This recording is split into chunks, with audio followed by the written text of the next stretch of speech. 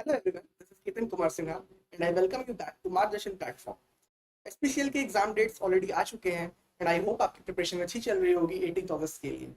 सो आप फुल जोश में अपने प्रिपरेशन को कंटिन्यू कर रहे होंगे for the first stage of the exam that is CBT exam.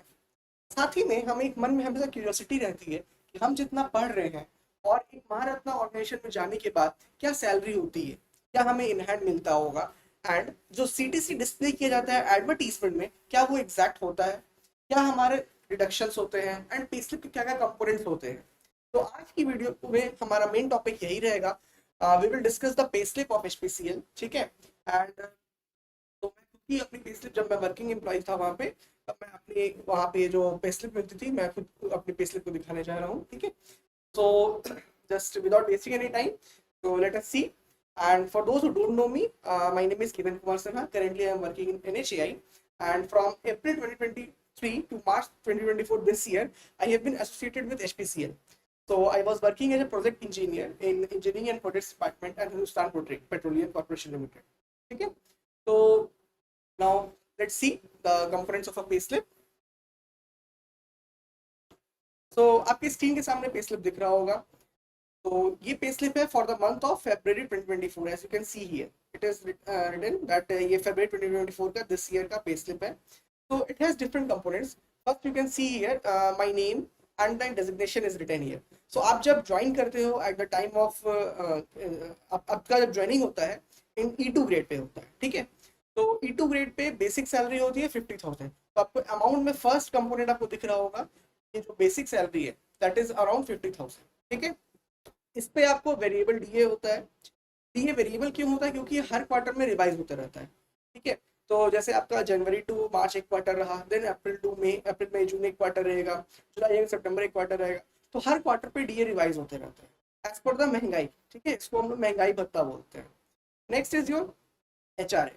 HRA depends करता है आप किस क्लास की सिटीज में हो। अगर आपकी पोस्टिंग एक्स क्लास सिटीज में है तो एचआरए 27% के 27% ऑफ द बेसिक, ठीक है। So this all data are pertaining, जब तक मैं एचपीसीएल में वर्किंग एम्प्लॉय था, ठीक है, तब तक की डेटा के हिसाब से मैं ये पे स्लिप डिस्प्ले कर रहा हूँ।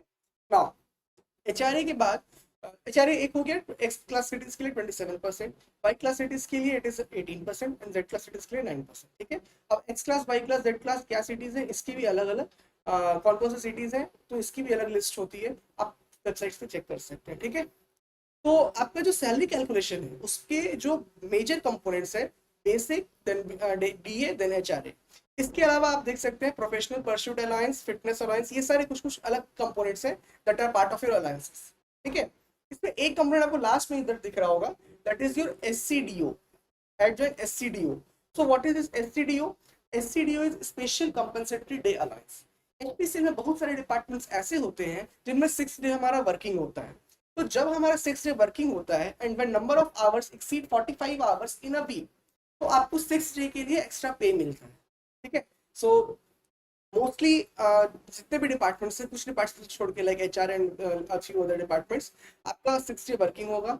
तो उस 6 डे के लिए लाइक सैटरडे वर्किंग के लिए आपको हर 3 महीने पे एक बार वो अमाउंट आता है, ठीक है। तो ये जो अमाउंट है ये मेरे लास्ट 3 मंथ्स का है, ठीक है। 3 मंथ्स में जो 6 डे मेरा वर्किंग रहा उसके लिए अराउंड 20,600 के आसपास आता है अमाउंट, ठीक है। तो दिस इज द सिनेरियो। अब ये जो एससीडीओ आया है ये मुझे फरवरी में आया, ठीक है। बट आपको इस चीज का ध्यान रखना होगा कि आपका जो एससीडीओ होता है वो हर 3 मंथ में एक ही बार मिलता है। तो मेजरली आप इसको अपने पेस्लिप का कंपोनेंट नहीं मान सकते, ठीक है। आप ये नहीं बोल सकते कि मुझे हर मंथ आ रहा है, तो आपका रेगुलर सैलरी का ये पार्ट बेसिकली नहीं हुआ, ये हर 3 मंथ में एक बार ही आ रहा है, ठीक है।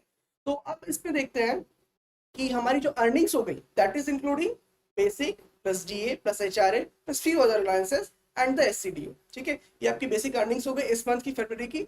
अब आते हैं हम लोग डिडक्शंस पार्ट में कि हमारे क्या क्या डिडक्शंस होते हैं। तो सबसे पहला जो डिडक्शन है that is your PF deduction. तो पीएफ आपका कटता है एंड देन उस पर आपको इंटरेस्ट मिलता रहता है कि जितना आपका एम्प्लॉय का पीएफ कंट्रीब्यूशन है, here you can see this.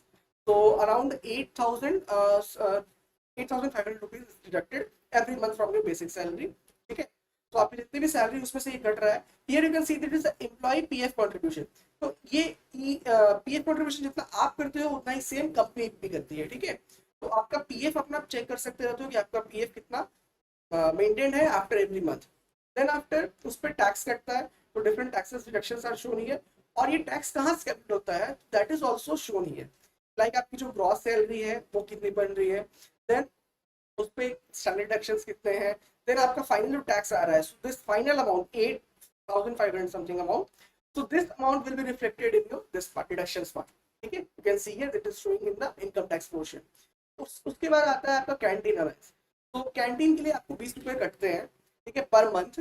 तो ये है क्या, ऐसे प्रोजेक्ट साइट्स, ऐसे लोकेशन या ऐसे डिपार्टमेंट्स जहाँ पे हमारे कैंटीन की फैसिलिटी रहती है, तो वहाँ पे लाइक लंच के लिए आपको 1530 रुपीज नहीं मिलते हैं।